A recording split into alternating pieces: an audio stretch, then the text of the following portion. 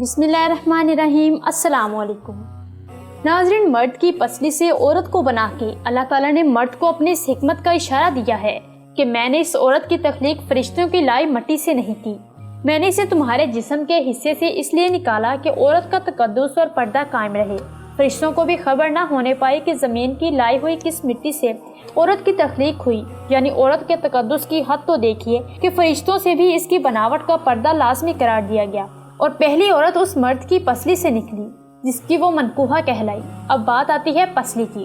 عورت پسلی سے ہی کیوں نکلی؟ کیا ٹیڑھا پن وہیں سے ملا؟ نہیں، یہاں بھی حکمت سے خالی بات نہیں ہے۔ انسانی جسم میں دل اور بہت سے نازک حصے پسلی کے پیچھے چھپے ہوئے ہیں، یعنی پسلی ایک ڈھال ہے۔ ان نازک حصے کے لیے تو اللہ پاک نے عورت کو پسلی سے نکال کے یہ نہیں بتایا کہ عورت میں ٹیڑھا پن ہے، بلکہ اس عورت کو پسلی کی تخلیق کر کے یہ بات سمجھا دی کہ عورت وقت پڑنے پر ڈھال بھی بن سکتی ہے۔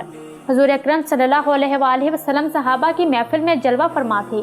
ایک شخص حاضر ہوا اور عرض کرنے لگا، یا رسول اللہ صلی اللہ علیہ وآلہ وسلم، کوئی ایسا مومن بھی ہے جو جہنم میں رہے گا؟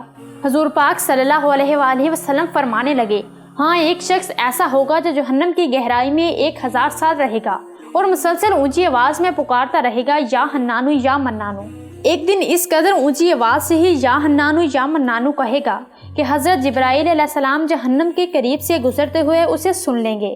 حضرت جبرائیل علیہ السلام حیران ہوں گے کہ یہ کیسی عجیب بات ہے، کوئی مسلسل یا حنانو یا منانو پکار رہا ہے۔ حضرت جبرائیل علیہ السلام عرش کے سامنے حاضر ہوں گے اور سر سجدے میں رکھ کر خدا کی تسبیح بیان کریں گے۔ اللہ فرمائے گا، اے جبرائیل علیہ السلام، سر اٹھاؤ۔ جیسے ہی حضرت جبرائیل علیہ السلام سر اٹھائیں گے تو اللہ فرمائے گا کہ بتاؤ جبرائیل علیہ السلام کیا عجیب دیکھا؟ تو اس پر حضرت جبرائیل علیہ السلام عرض کریں گے، اے ہمارے رب، میں نے جہنم سے آتی ہوئی ایک آواز سنی ہے جو کہ گہرے گڑھے سے لگ رہی تھی، کوئی پکار رہا تھا، یا حنانو یا منانو۔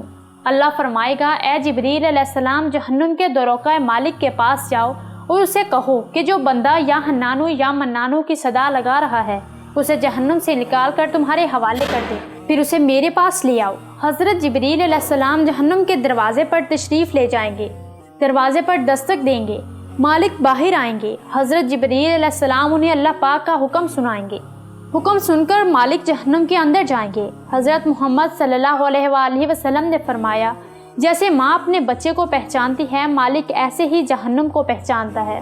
اس کے باوجود آپ یا حنانو یا منانو کہنے والے شخص کو تلاش نہیں کر پائیں گے۔ باہر تشریف لائیں گے، حضرت جبرائیل علیہ السلام سے عرض کریں گے کہ اے جبرائیل، جہنم نے گہرا سانس لیا ہے، اس لیے کون سی چیز پتھر ہے، کون سی چیز لوہا ہے اور کون انسان ہے، اس کی پہچان نہیں ہو پا رہی۔ حضرت جبرائیل علیہ السلام پھر اللہ کی بارگاہ میں سجدہ کریں گے۔ اللہ پاک ارشاد فرمائے گا، اے جبرائیل علیہ السلام، سر اٹھاؤ، تم یا حنانو یا منانو کہنے والے کو کیوں نہیں لائے؟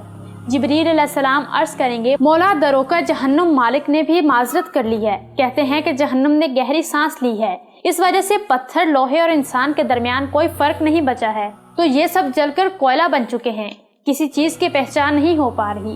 اللہ پاک فرمائے گا، جبرائیل علیہ السلام، مالک سے کہو میرا بندہ جہنم کے فلاں گڑھے میں فلاں کونے میں اس حالت میں پڑا ہے۔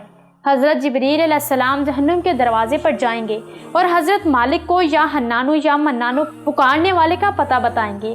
حضرت مالک جہنم کے اندر جائیں گے اور دیکھیں گے ایک شخص ہے، اس کے پاؤں اس کی پیشانی کے ساتھ اور اس کے ہاتھ گردن کے ساتھ بندھے ہوئے ہیں اور جہنم کے سانپ بچھو اس کے ساتھ لیٹے ہوئے ہیں۔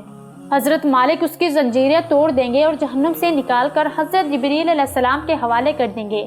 حضرت جبرائیل علیہ السلام اسے عرش الہی کے سامنے لے کر حاضر ہوں گے، سر سجدے میں رکھیں گے۔ اللہ پاک فرمائے گا، جبرائیل علیہ السلام، سر اٹھاؤ۔ جبرائیل علیہ السلام سر اٹھائیں گے، پھر اللہ پاک اس بندے سے فرمائے گا، اے بندے، کیا میں نے تیری بہترین تخلیق نہیں کی تھی؟ کیا میں نے تیری طرف رسول نہیں بھیجے تھے؟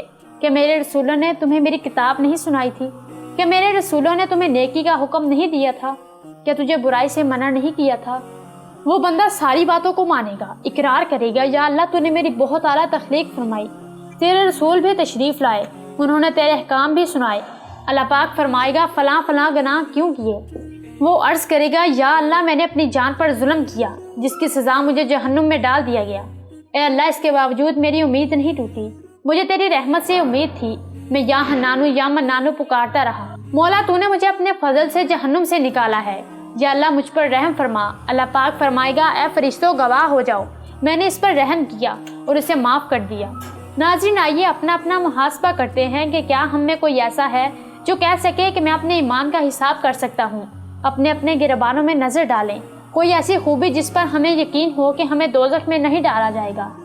ہزاروں سالوں کی عبادت بھی رد ہوتی دیکھی ہے، تو بس اللہ تعالیٰ سے دعا کرتے ہیں کہ اللہ ہم جانتے ہیں کہ اگر ہمارے ایمان کا سخت حساب لیا گیا تو یقیناً ہم نہیں بچ پائیں گے۔ ہم بے حد گناہ گار ہیں، لیکن اے اللہ پاک ہم تیری رحمت کا سوال کرتے ہیں۔ ہم سے حساب اپنے عدل و انصاف پر نہ لینا، بلکہ ہم پر اپنی رحمت اور عطا کا سایہ رکھنا۔ اے اللہ پاک ہماری دعاؤں کو قبول فرما۔